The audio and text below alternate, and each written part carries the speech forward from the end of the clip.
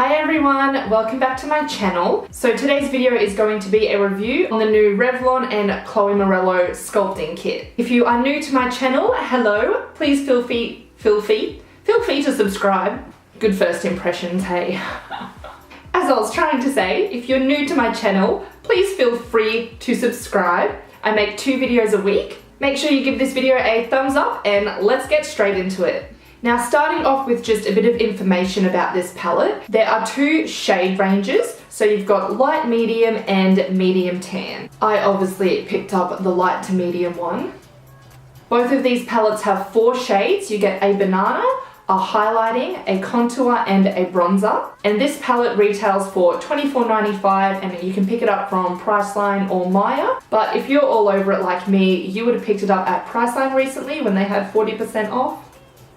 Now, I have been testing out this palette over the last week and a bit, using it every day, and I have formed my opinion, so I'm going to get into it and let you know the pros and the cons of this palette. If you're watching this review because you're super pale like me and you're not sure if it's going to suit you or not, for reference, I have a neutral to cool undertone and I wear foundations like MAC NW10, the Maybelline Fit Me Matte and Poreless in 110, and the Born This Way foundation in the shade Snow. So all very, very pale shades. I have used this palette today. I've gone in with the contour shade and the bronzing shade. I don't use a heavy hand when it comes to contouring. So as you can see, it's just something really light and suitable for everyday kind of wear. I did use the highlight as well, but it just wasn't enough. So I went over the top of it with Mary Luminizer by The Balm. So let's start out with some pros. The first one that I love about this palette is that it only comes with 4 shades, whereas most of the contouring kits on the market come with 6 shades. So because all the other palettes do come with 6 shades, I've never bought another contour kit because having very pale skin, I'd be lucky to use maybe 2 or 3 of those shades, and I'm not going to waste my money on a contouring kit if I'm not going to use most of the shades.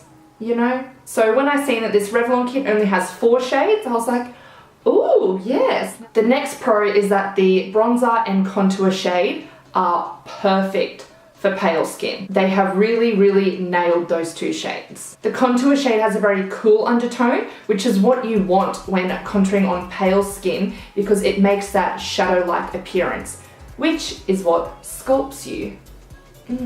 And then the bronzer is a very neutral shade, so it's not too warm and it's not too cool, so it just complements that contour perfectly. I've watched a few reviews on this palette already, and a lot of people are like, what is this contour shade? Like, who would even use that? What a stupid color to put in there. Like, that's so dumb. I'm over here like, I would use that. That is the perfect shade for contouring on my skin tone, so just shut up, okay? The next pro is about the blendability of the shades.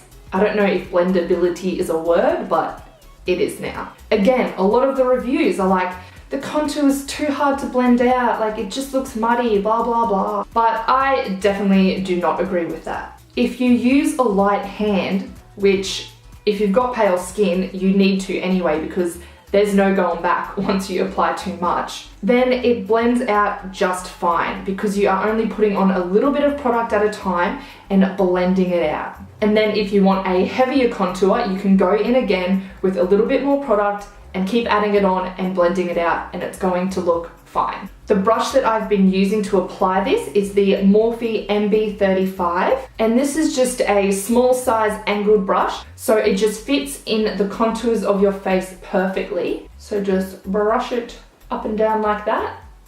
Voila. And then the last pro that I have to mention is the packaging. It is nice and small and it's sleek, it's sturdy packaging, and it's got a mirror.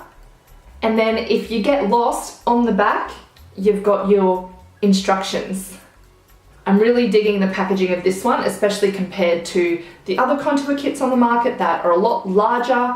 They're not as compact if you're traveling or, you know, taking your makeup with you somewhere. But this, you can just pop it in your bag and you got everything you need. Now, I do have to talk about some cons of this contour kit. And the first one is kind of a middle ground. I have some good things to say about it and some bad things to say about it, and unfortunately it is the banana shade and the highlight shade. Both of these shades are extremely powdery and do have a chalky feel when you're swatching them. When you swatch either of them compared to the bronzer or the contour, you can feel the difference when you swipe them, and then you can also see the difference once you swatch it on your skin. The highlight is a nice color. It reminds me a bit of a toned down Mary Luminizer kind of thing. It's definitely not my number one choice when it comes to highlighting. By that I mean it's not my number one color choice.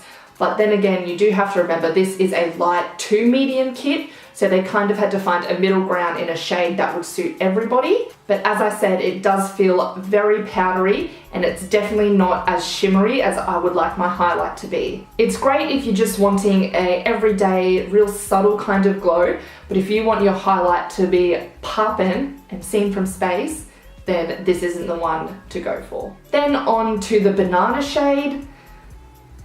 I have tried out this shade and I did use it very lightly under my eyes. I first set my under eyes with my regular pressed powder, and then I just went over it with the banana shade to kind of lighten it up. But I just don't think banana shades and my skin tone really go together. In all honesty, it kind of made me just look sick. Like I looked ill with this yellow tinge under my eyes, you know? If you were buying this kit and you had a more medium skin tone, then it would probably suit you fine. But for the extra pale gals like me, I don't think I'm going to use it. Then the last con I have is to do with something that Chloe said in her video, and that is that this palette is meant to be a creamy powder feel. It's not.